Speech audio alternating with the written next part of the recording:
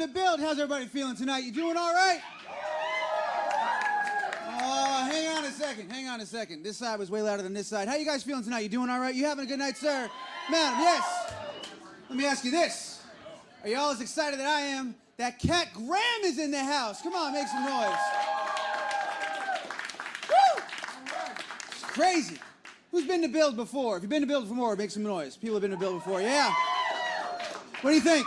It's not bad, right? Look at all these lights. It's a lot of lights. Guys, we are super, super excited to have each and every one of you with us, and equally excited, if not more, that our first guest is the inimitable Cat Graham. One more time, make some noise for Cat Graham before I bring her out here. We're excited, right? So the first of many, we are super hyped. It's going to be a crazy good night. You picked a fantastic time to join us. So let me walk you through. If this is your first time, welcome and thanks for coming out to Build. What'll happen in just a few short seconds, our guest will come on out. She will sit in this chair right here. Joining her on stage, leading the conversation, host and moderator at Build, one of my favorites. You know him and love him, Ricky Camilleri. Make some noise for Ricky. Oh, he's a great guy. Have you seen Ricky before?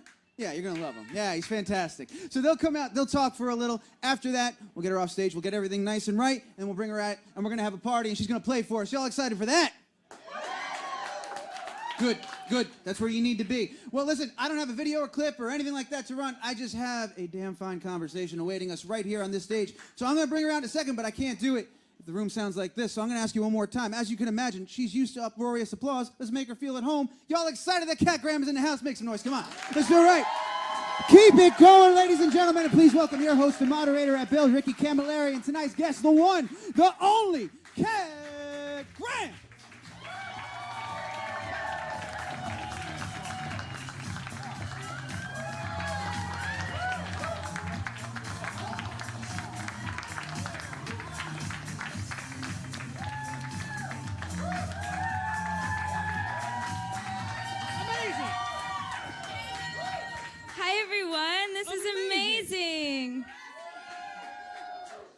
This is such an honor. I can't believe I'm here to help you guys open up the AOL Build Studios. I'm completely floored. I'm so honored. They declared it a day.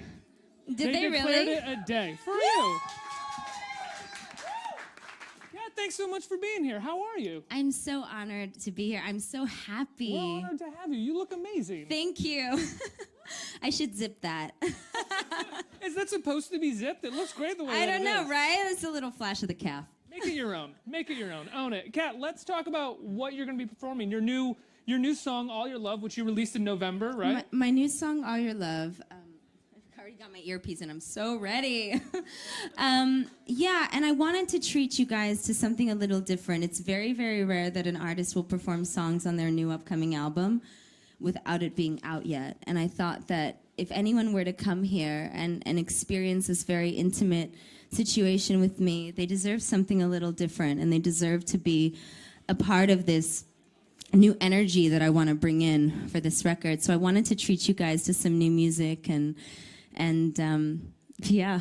There's definitely a new energy when it comes to the single itself. I haven't heard the new songs. I'm super excited to hear them, but All Your Love definitely has a new energy than your previous album. It's a different vibe, right? It's a different vibe. You know, I stuck to like 90s R&B for the last album. There's a lot of Rhythm Nation in the last album. A lot of Rhythm Nation. And this album, you know, Babyface I've kind of like latched onto, and he's like my partner in crime. And we wanted to do something that felt funk, that felt pop, that was a bit more inclusive. We called the last record a very selfish record. I just wanted to make the kind of music I wanted to make without the restrictions of a label or people telling me, well, this is what you have to do if you look like you look and you can dance like you look and you're on the show that you're on. You know, and it's like, I just want to make good music, classic music that you can listen to in 10 years and be like, you know what, that was the jam. Yeah, your music has never sounded like a label was telling you you should be making pop music for teenagers. It sounds like someone... I think it did for a while. Admittedly, by you, not me. No problem. I was happy to have the support. But I think when you come into your own and you recognize your own power, I think that it's really amazing when you can make your own music. And I want to inspire other people to create their own art. And how can I do that if I'm making other people's art and I'm not making my own? You know what I mean? Yeah, the new stuff is steeped in disco and funk, like you said, and Steeped in it. steeped. Yeah. I heard that you actually gave the new single to Prince. You showed it to Prince before he passed away. Yeah. For a while, I would send him records, and he was like, I think my biggest critique, and he would be like, why are you making records that you can't even like dance to? You know, you should be doing records that you can dance to, like Donna Summers and Giorgio Moroder. And I sent him All Your Love in its infancy, and he really dug it. I think he wanted this direction for me for a really long time.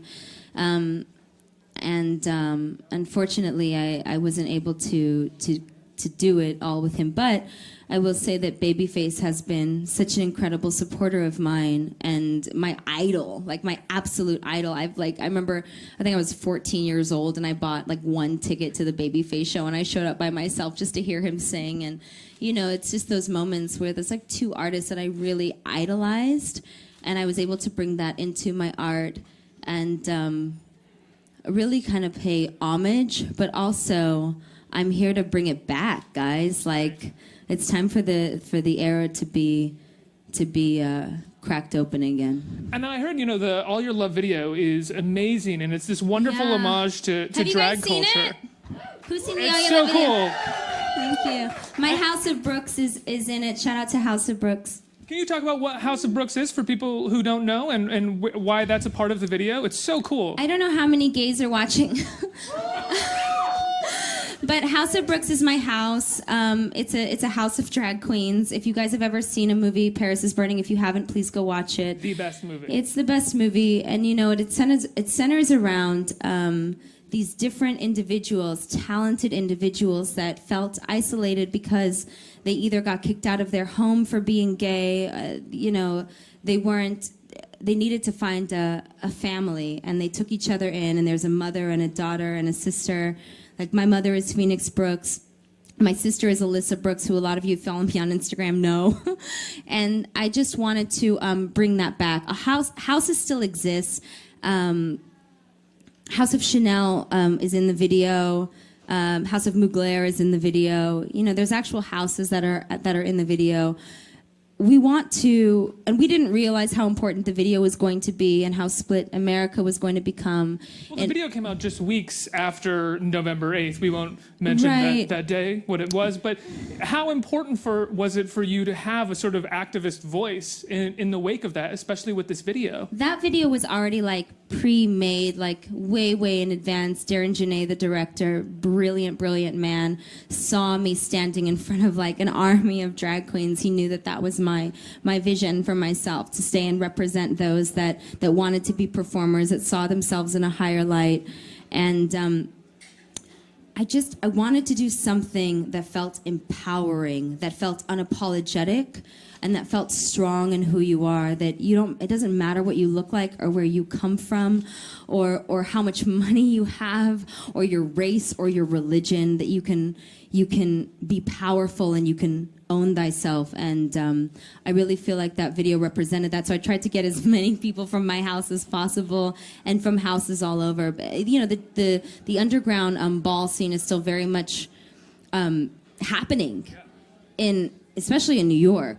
And I definitely want to shout them out because these are people that don't have a lot of money but believe in themselves. And that's kind of like me, you know. I didn't have a lot of money. I grew up kind of poor, and here I am.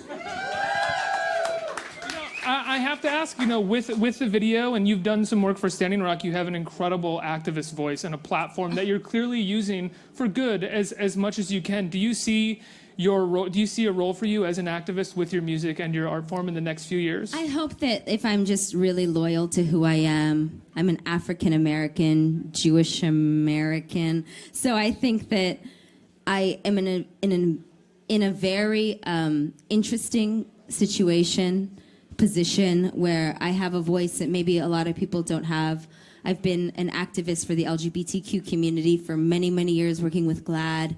I've been working with different refugee agencies for many years.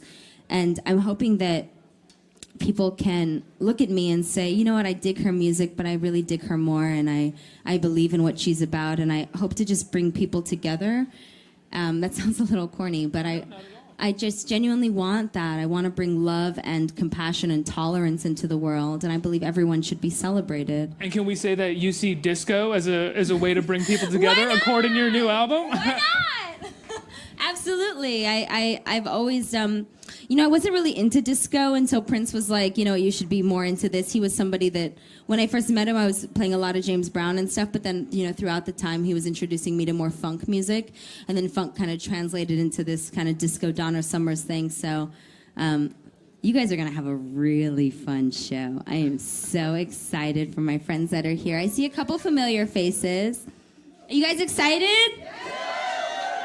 I gotta ask, what did Babyface think when you started bringing Giorgio Moroder and Donna Summer and Diana Ross into the studio? He's so amazing. He's so amazing. I mean, even everything from the Secrets record, which he was supportive of.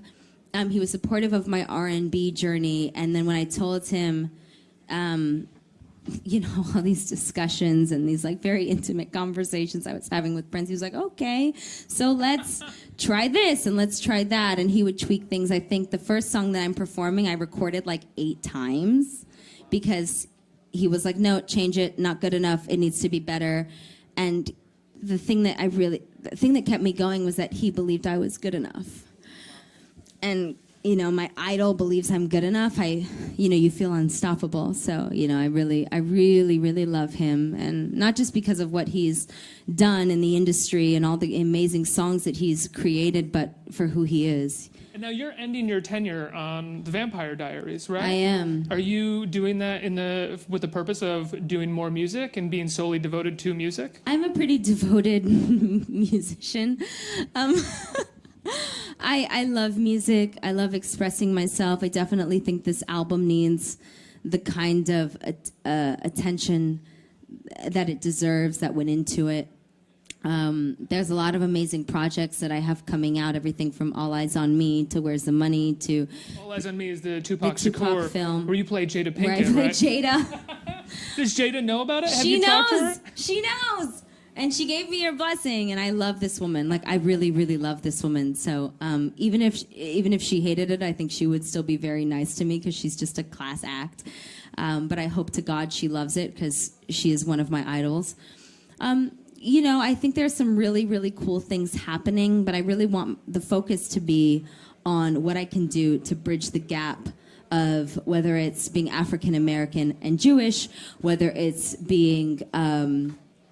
a music artist and an actress, whether it's being an LGBTQ activist and maybe a voice for refugees that don't have a home.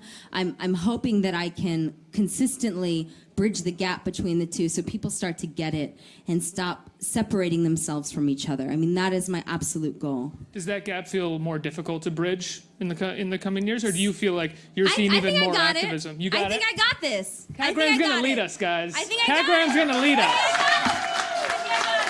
And I think you're going to start leading us by playing an incredible set. I'm so excited to hear some new songs off the album because I love All Your Love, and I'm really excited to hear some of the new songs. I'm just so honored. I mean, AOL Build giving me this opportunity to perform. I don't know. You're giving us this opportunity. I know. I honestly am so grateful. I remember I used to like play shows at like on like Santa Monica Boulevard in WeHo, and no one would be there, and no one would show up for me. And I think the only person that ever believed in me from the beginning before Vampire Diaries was like AOL Build. And Perez Hilton. The person that believed in me. And what's interesting is now being able to look into everyone's eyes and appreciate them on another level is something that I won't lose, and the humility that comes from that, and the appreciation and the connection of remembering where I came from, and hoping that I take all of you on this journey with me, because I'm not interested in doing this alone. I'm not interested in just being some pop star and I don't remember people. I want to connect to people. I want you guys to have a good time. I want you guys to love everything and feel empowered and believe in yourself and anything that you're into, even if it's the most strange and bizarre thing, that you stand behind yourself 100%. And that's what gets me excited. And that's what makes me fight harder when the times get tough. So I just want to thank you guys for being here. And I love you so much. And I'm so appreciative to everyone in this room. I really am. I love you guys so much. Okay, you're going to kill it tonight. We're so excited to watch you perform. We are going to let Kat get off the stage, finish drinking her tea, and then you're going to come back on and you're going to perform. Nobody go away because Kat's going to kill it on stage. Kat, thank you so much for being here. We're really looking forward to watching you perform. Thank you so much.